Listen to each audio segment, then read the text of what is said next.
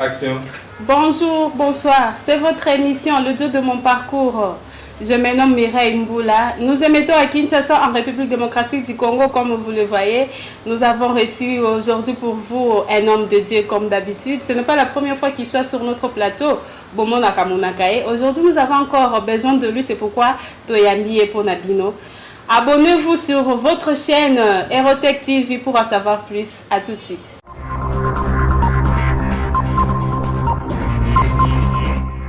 Pasteur, toza na posa osunga biso. Soki na lobi toza na posa ezanga na bato bazolanda biso parce que baza même accord na ngai. Na sens nini Bible esengi biso to se confier pa basala nzambe pour to réussir. Mais na monde ya lelo tozoyeba te to se confier pa ya nani. Parce que tozomona différence eza lisusu te entre païens na chrétiens. Les hommes de Dieu d'aujourd'hui bakomi ko viser ba ki ko sambelela ba nzimi oyo baza na mwa possibilité pour ba bi ke soki asisi ko sambelela carburant ko zangati crédit ko zangati. Maintenant pasteur tozo kende wapi to komi confiné spirituellement. Est-ce que toko ko zala susu toko ko renouveler susu confiance na basala nzambe liboso tozo kende ke naza na problème na bengi papa moi na nga zo bela papa pe aye plus vite que possible aye ko sambela mona nanga parce que toko momona vraiment monde ya lelo ezaneti monde ya lobité. Pasteur okoyi ko yebisa biso ni okoyi ko consoler nango biso bana na nzambe. Merci Ndeko Mboula Mireille na motuna kitoko oyo tuni ezali kamonene oyo tozo fongola. Mais ya motuya na lingina lokba ya liboso nanu na lingina zwa passage moko oyo eza na mokanda na nzambe pona kotisa tona introduire réponse nanga pona ko répondre na problème oyo eza récurrent eza problème oyo komi makasi na kati ya nation na kati ya mokili eza kaka na Congo te eza na biyamba ebele bikolo ebele o baza kolela ba congolais na likambo oyo na kotanga mukanda ya 2 Samuel 22 na verset nango 31. Je lis au nom du Seigneur Jésus-Christ. Les voies de Dieu sont parfaites. La parole de l'Éternel est éprouvée. Il est un bouclier pour tous ceux qui se confient en lui. Amen. Amen. C'est-à-dire, ceux qui n'ont vu passage, ezali passage moko na sepela kanango mingi, chaque fois likambu et comme la kanga moto, faible que je suis, je reviens là-dessus comme base nanga, comme socle nanga, oyo ezako pesanga makasi yana telema. Parce que balobi nanga les voies de Dieu sont parfaites. Banzela na nzambe eza banzela ya kitoko ebongisama ezala kitoko. Pe balobi ezali éprouvé, c'est-à-dire eleka na moto, eleka na biloko ndenge na ndenge, mais maloba on etikala iyo. Eza maloba moko ko changer kate. Sikoyo pona kokoma wana na lobi yango pona nini? Na lobi yango parce que soki to vandisi eloko yo na mitema na biso lokola ba fidèle ya Nzambe. Nzambe ami ponelaka bato. Nzambe ami chaka mosala na ye alongola kango epa na ye po apesa ngo moto. Moto na koki kozala moto autameli na libota ya miyibi, abotami na libota ya bandi, abotami na libota ya bandumba, abotami na libota ya batu ayebami kobenga mabato bazali ba pauvre. Mais Nzambe akoki kobimisa ye dans une exception exceptionnelle, permettez-moi la tautologie wana, pour na kotalisa ke Nzambe mutu abimisi ye. Kasi ekomaka te biso batu to sosolate. Parce que eloko mutuya oyo esalaka ke batu bakoma na niveau wana, ezaka kabiso batu nde tokomisaka bango bisika wana.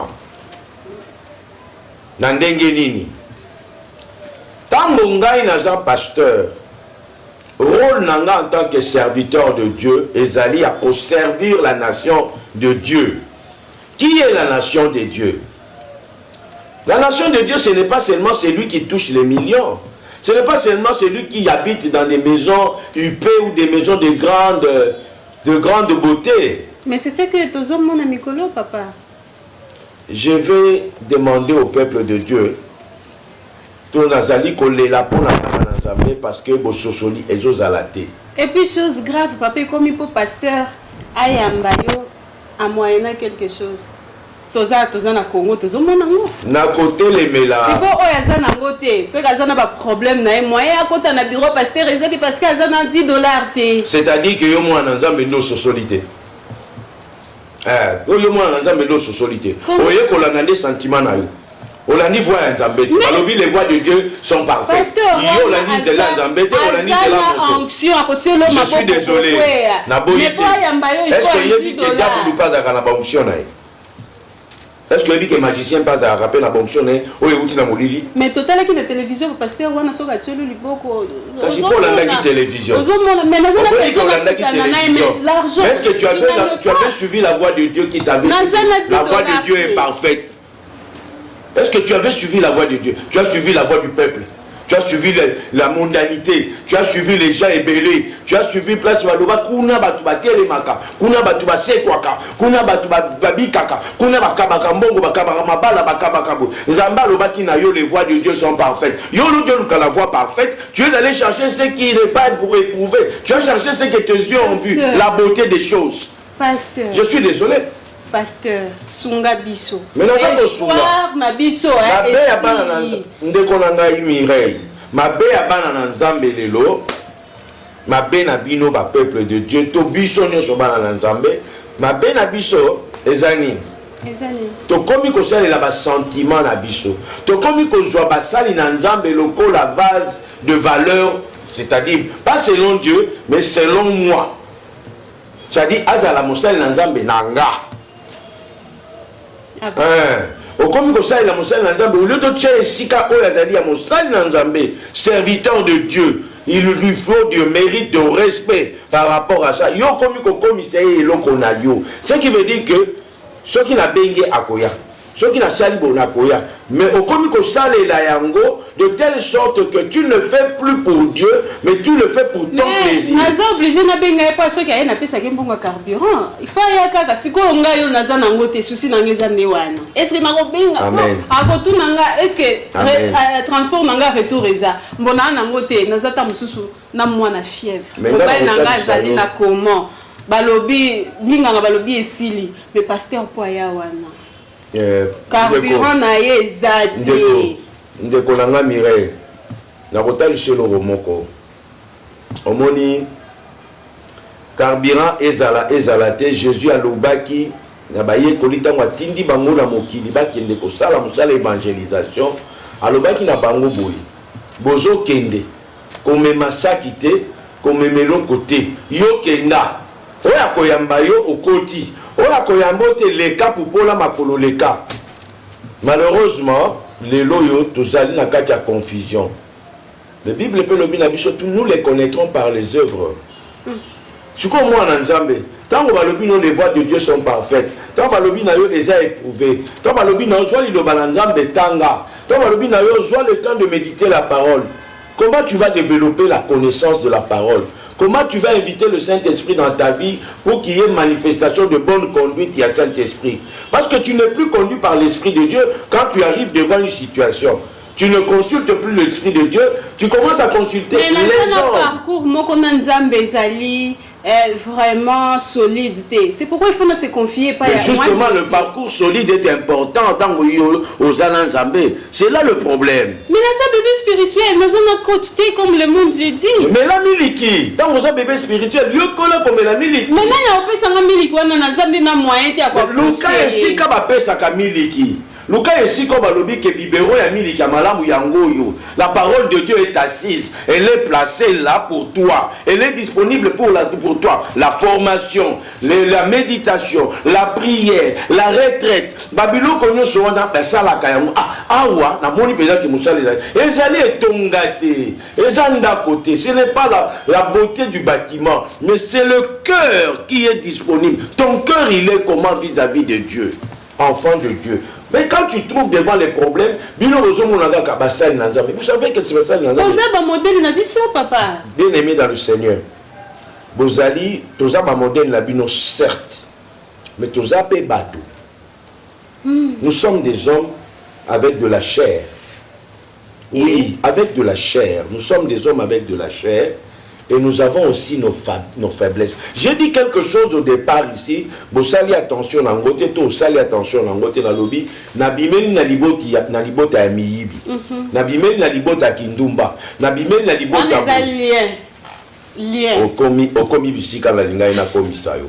Ce qui veut dire que ezana moto na moto azana bitumba na ye.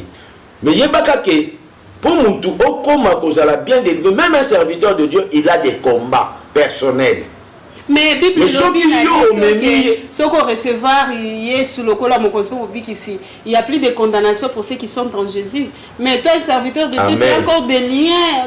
Alors, il n'y a plus de condamnation pour ceux qui sont dans Jésus.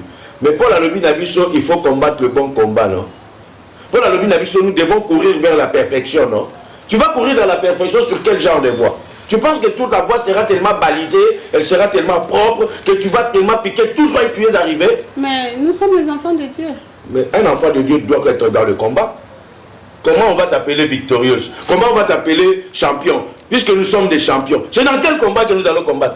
Notre ennemi, c'est lequel? Ce n'est pas toi. Ce n'est ni ta mère. Ce n'est ni le sorcier de ton quartier. Mais ton ennemi, c'est le diable. Et le diable ne te laissera pas tranquille. Même mon maître n'a pas été laissé tranquille. Le jour où il a reçu le Saint-Esprit, le jour où il est sorti après 40 jours et 40 nuits, de prière, de jeûne, na séance la makas. Diaboulaye a lobi na yi ozamwa na nzambete a tenté 3 fois. Mais tant qu'on peut azako kufa, oye bango ba lobi ka kufi, nzoka ye azako passer étape ya grandeur na ye. Ya gloire de la chair à la gloire céleste. Bango bazolo bate akeko bongisela biso bango pona lobi to beti maboko. Mais na suka bango lobi certainement celui-ci était un enfant de Dieu. Cet homme était un enfant de Dieu. C'était le fils de Dieu. Balobi certainement qu'il était le fils de Dieu. Nous solo azaya nzambe. Et le côté ça bango zaki. Makambango ba monaki. Bikamwa bango ba monaki. Mais comment ça n'a été que Zalaki na moko azalaki asosolaki na ngonga esuka babenge moyibi. Pourquoi ça va d'ailleurs délivrer aki délivrer pour malobo ya lobaki Zalaki ya mode de délivrance na ye. Abai mokozi mukolo koma na mboka na yo to na bokonzi na yo okanisa.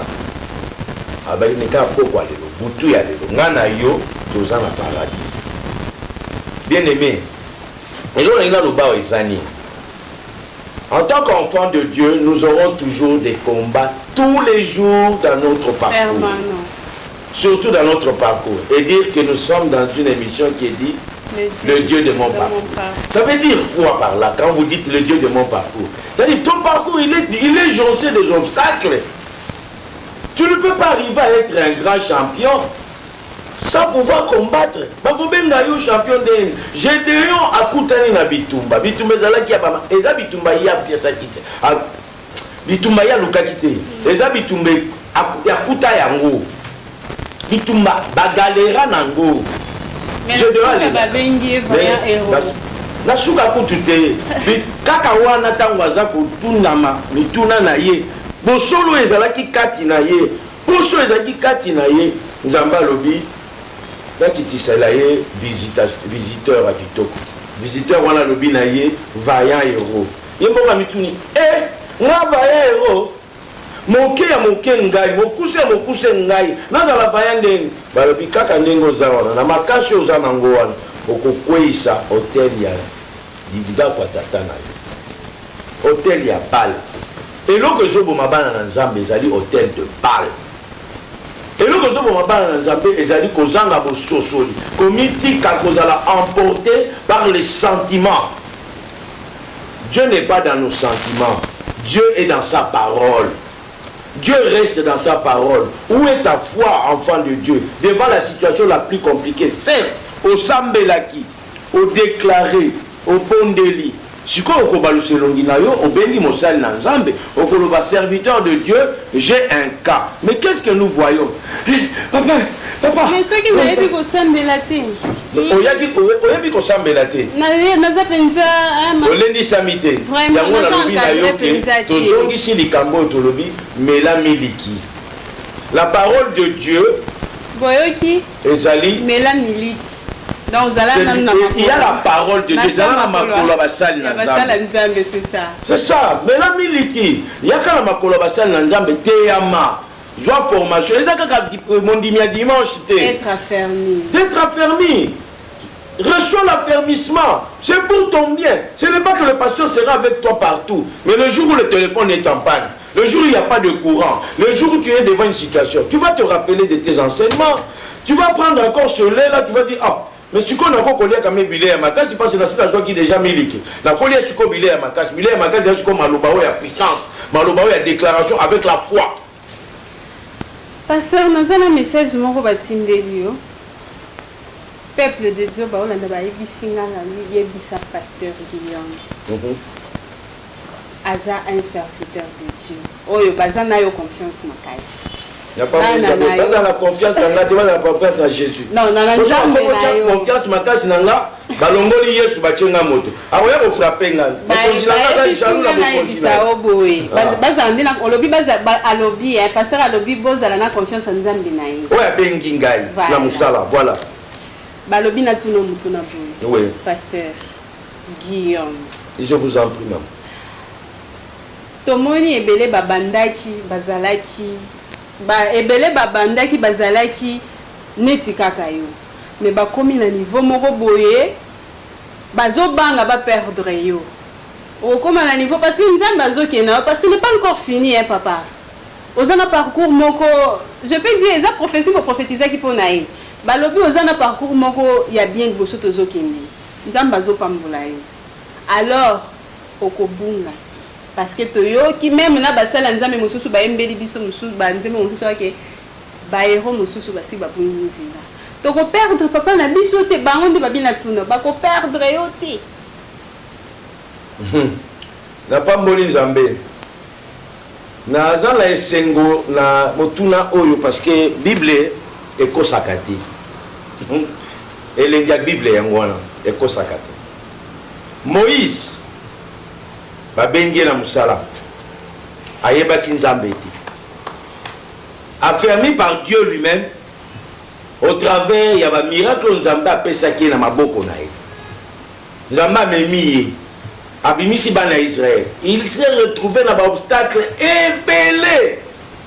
ebele ndekolanga azalaki élevé Moïse azouta ngomba azongala bazokokotala Moïse na elongi te solo Nzambe akokomisa nga na niveau wana ya zongala peut-être on ozomieba te bango bazoyeba ke pour le moment c'est pasteur Guillaume Nzengu Kazati parce que bazona ba témoignage moko ba pesa kinga balobi papa na to bengi minuit so kazana possibilité okoma place muto abengi akoma bazo banga balobi tokoya ko perdre te otokoma mona papa komi komata mata et comme il se que comme il peut comme na bureau ya papa Guillaume comme il faut avoir un titre il faut une carte de visite si tu n'en as pas si tu n'as pas rendez-vous avec et là on est pas mis ça bango est-ce que papa Guillaume akozalaka papa Guillaume na biso bien ya liboso ya mona dingi Nathalie sayo mwana Nzambe yo moto tuninga motuna yo moto tindelinga maloba Nzamba pambola yo apambolo makasi pase maloba na yo za motuya kasi na kozonga na koloba na yo boyo sambela kolemba te sambela pona mosali na Nzambe Moïse alobaki babengaki nga na mosala na kumbi bino ngayo nakomi na ngomba nakokoka kokota kana te pona bino peuple de Dieu matoi mangongi mitu makasi ngai na okoka okota te po bosambela ki po na ngate. Vous avez entendu? Asengi bino pe prière, bosambela pe po na ye. Mais quelque part la Bible nous dit, nous les enfants de Dieu, tous se confier par la bango. Mais bango pe balobi nini, biso ba bébé spirituel, tous sambela ka po na bango. Amen. Nzambe alobi ya solo. Bo se confier na biso. Grâce ezali. Ngolu wana Nzambe atie, onction Nzambe atie, boanya Nzambe atie parce que conduite na biso ezali Saint-Esprit yende mtaola ki biso nzela. Liloba Nzambe eza ko apprendre biso makambo ebele ya mokili. Ezote ya biso na makambo ebele. Mais naza moto nalobi eloko wana yebaka kaka te bitumba na ngai ekobundisaka ngai ti na suka mission. Mais le sambo na yo tango yo zotia mabolongono na se ozo sambela po na yo tango moko baluka obi Nzambe sunga mosali na yo. Prière wana tango yo zo basunga mosali no Nzambe pa zotala te zala batu oyo bazobonzela mitema na bango pona mosali nanga. Ce qui veut dire qu'il y a encore quelque chose qu'il faut na kokisana ye. C'est comme ça. Parce que beaucoup des hommes de Dieu aujourd'hui, c'est vrai que Mbongo est commis et l'autre moko sensible nazala ba histoire moko tozo perdre contrôle tozo perdre contrôle mais na lingi natali ça est-ce que basala Nzambe lelo bako za Bible ba pesi e ba jena liboke moko wana balobi pona awe biso na kozwa liboke po liboke permettre na somba Bible eza ya no pe mutako pesa solo akolo bane pe bongo abini bongo ngana ozona ngambongo et que sommes la Bible, mais Bible yo sommes mais après on a litombani. Question ne faut mituna voilà. Na juimbongo. Na sai mosala Nzambe te. Mais na mosala na Nzambe na juimbongo parce que ba prélatinga o apesi ngambongo. Source origine ya mbongo wana ezali. Oui, pardon maman avant que oloba. Diable. Oui, Bible est ici biso ba mbebele. Diable a yé a tomboli Jésus-Christ, mon maître, mon Seigneur. Abi, Gumba Melanga, je veux te donner tout ça. A tombolier likolo, a talisie nyoso. A lo bibe lisusu, mi buaka, elo ekomami teba jelu bakoya kobiki sayo, bako kimisa makolono na mabanga, oko tout à la tête. Ne tentons pas Dieu. Ne tentons pas Dieu. To mekaka Nzambe te. Oui bien. To koki kozala na mwa ndambo wa onction Nzambe apesi biso tozo bikisa batu. Surtout wana ndezo ma distraction makasi na basala. Tozo longola milimo. Tozo sala makambo milimo. Kozana mwa mafuta moko boye obosani pe ake ekoki pe kosila. Nzambe kwa kisi natalisaka kaka bana na Nzambe na mukanda Samuel. La miracle au sala, tu te contentes que de ça. Oui, mais c'est une erreur. Ce n'est pas ça qui suffit. Ce n'est pas ça. L'obéissance, mieux vaut que le sacrifice. Au koki kozala non abakati ya ba sacrifice, ozo sala makambe belé. Mais ce qu'on a obéissant vis-à-vis, Dieu se retrouve dans sa parole. Il a dit, je suis dans ma parole. C'est dans sa parole. Dieu ne se dément pas. Avant d'anakate l'ilobanaye. Il est véridique, il est juste. Ceux qui ont dit qu'il y a un liloba, na yo mwana Nzambe, na pasteur na yo, bokokoba na Nzambe. Ma pasteur a mikolo nde tozo banga. Donc, on a ba réserve. Ndekolanga na website komoko pasteur ango mikolo. Donc moko na époque moko, c'est vrai, batsali na Nzambe belé lelo babungisi, to na kosenga bolimbisi. On a je suis pasteur comme eux. Mais beaucoup sont tombés parce que les enfants de Dieu, ceux de son église, l'ont laissé tomber. Comment? Pasteur? Ils l'ont laissé tomber. Il a été touché. Na bango égale combien? Mingi batiki bango koko ya sans se rendre compte. Na ndenge nini papa? Na lobelo komo kwa, il faut qu'il y ait la ramosane na Nzambe. Bon, au sein biso to sambela rapona bino. C'est vrai, mais il faut qu'il y ait la kaepe. Biso nini papa ça Moutou passe, Moutou passe. Biso nde faut que veut bango siko comme biso devant biso to sambela na bango. Bino bokoye pa na biso. To fe aga lisusu. Bino bokoye pa na biso. bino bokoya na ba problème na bino pas la responsabilité ma case. Vous appelez la part la responsabilité. Vous appelez la part la responsabilité s'il vous plaît. Surtout pour la pasteur na bino. Azam au bateli mpate. Azam la roulette na ya azam la bâton azo beta papa ko le caboité. Éclaireur. Éclaireur. Azo be mayo, azo éviter le ko ya na dibulu, azo sala boye. Mais comment ça la tête tango ya azo sala wana. Azam lisusu na temps ya yé mon côté. Azam su na temps ya kotala simate. A comme na temps na yo. Mais en contrepartie. Vous avez entendu? Vous avez la part na biso envers bango. Mais oui. Vous devez savoir faire attention à simanaye. Pour ceux qui simanaye comme instable, à kolanda maman. Maintenant, aux hommes obéis peut trop codé, hein. Au coup vous allez clair. Pour tout comprendre bien, parce que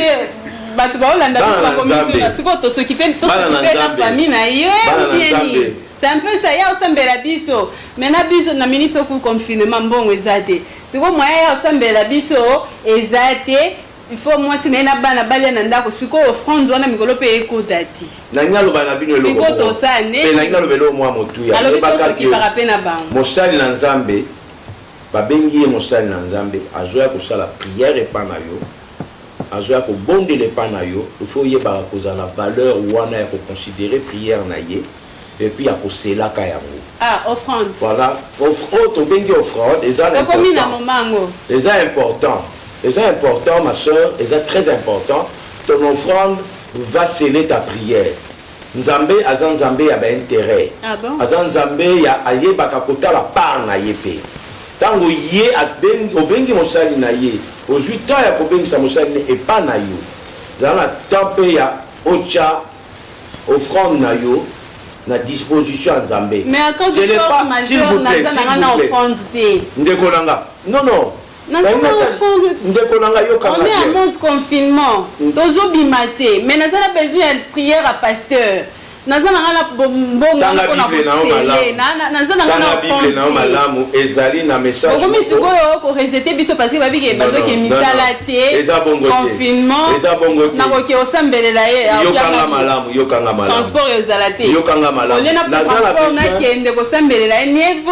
natikela madame nanga bana nga loso na ndako yango ndezo boma surtout ba confinement bo déconfiner ko bo déconfiner nyonso wana kondimezo kita ba église bokangi oui to ebi que ça problème ko na monde entier to boité mais bo déconfiner bo pesi biso ata moi ba ni na omona na banga mususu bazo sambela ba pesi ba nombre ya ba limite moko boy pourquoi pas plus tozo koma malili. Mais nous avons biso pour que ba déconfiner, to continuer musala na biso ndenge to mesana. C'est l'émission le jour de mon parcours, to continuer na pasteur. Je ne peux pas oublier à faire coucou à la famille Erotech. Oui, nous avons la fière famille nangai. Wana eza famille Erotech. Ceux qui ont content dans la famille la biso te mekanam. Et puis okoye te sangai raison que maman Mira lobaki na mekana mekipe na monde balobaka akangani. Écoutons pasteur. Nanga loba bongo nazo lobelo ko mwa motu ya ndeko langa. Omoni tango zo sambela. Otomboli lo sambo. Na mukanda ya 2 Chroniques 1 na verset 11e. Nzamba lobaki loko moko epai ya Salomo. Mais na ko inviter bana na Nzambe ba fungola mukanda ya 2 Chroniques 1 wana malamu. Ba banda nango na esika oyo babandi na premier verset vous qui talango malembe pour comme na 11e verset. Oui. Il s'est avéré que Salomon aza mokonzi atombwami na bokonzi. Nzamba pesi bokonzi depuis utamela botamaki. Salomon va pesi bokonzi. Mais Salomon tango akomi mokonzi ne sika tata na ye. Salomon a fait des sacrifices. Pourquoi a-t-il fait des sacrifices? Il a fait des holocaustes. Pourquoi a-t-il fait des holocaustes? Mais écoutez la prière de Salomon. Il dit, Seigneur, accorde-moi 2 choses. La sagesse et l'intelligence. Papa, il m'a dit que tu as dit que tu as dit que tu as dit que tu as comprendre. Vous avez la sagesse et l'intelligence. Mais mon sagesse n'a pas place Zali. Mon intelligence n'a pas place Zali. Faut que la mise à molimo pour comprendre. Ce que vous voulez mise à molimo, on continue à la voile autobengi l'autre. Oh. Kola zolokumu. Nalingi na lobaboy. Tango yo Salomon a sali musala oyo. Le Seigneur est venu dans un rêve, en songe. Il a dit à Salomon, puisque cela vient de ton cœur. Quand il a fait l'offrande, il l'a fait de son cœur. Quand il a fait sa prière de son cœur. Il n'a pas la prière dans l'émotion. Il n'a pas fait la prière dans l'intention, dans la précipitation. Il n'a pas fait la prière dans les désarrois. Il a fait la prière avec son cœur, dans la paix. La paix. La paix. Quand tu fais la prière, devant toute situation, un enfant de Dieu se manifeste par la paix intérieure qui se manifeste extérieurement. L'agitation. La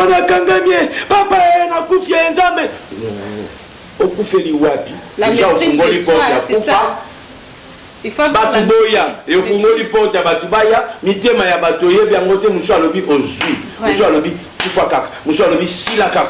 panique wana kaka, mais maîtrise kaka. Panique na yo wana efungoli bikoke obosani globa nzambe balobaki na yo en cas de détresse invoque-moi. Invoque-moi. Mais tu vas l'invoquer comment? Avec ton cœur. Mais après avoir invoqué, après avoir prié, seul ta prière. Nous avons reçu pour vous un homme de Dieu, il s'agit de Guillaume Nzengu Kazadi, c'est mon papa à moi. Si vous avez besoin des prières de l'homme de Dieu, appelez seulement sur ce numéro-là. Azalaramé abordable. Azalaramé facile à aborder. N'ayez pas peur. Alors, tu comme presque na souka pour la émission Nabiso. J'avais dit bana nzambe belé babungi nzela baza un peu faible spirituellement ba moni ba héros mususu ba to banda ko se confier pa na bango babungi nzela siko ba komi babilombango boye siko babiso yo to komi koto confinement pour na maladie koto ba église bakangeli biso to komi so confiné spirituellement kotala ba makambo ezoleka na mboka na biso to perdre espoir ti. Tenons bon peuple de Dieu.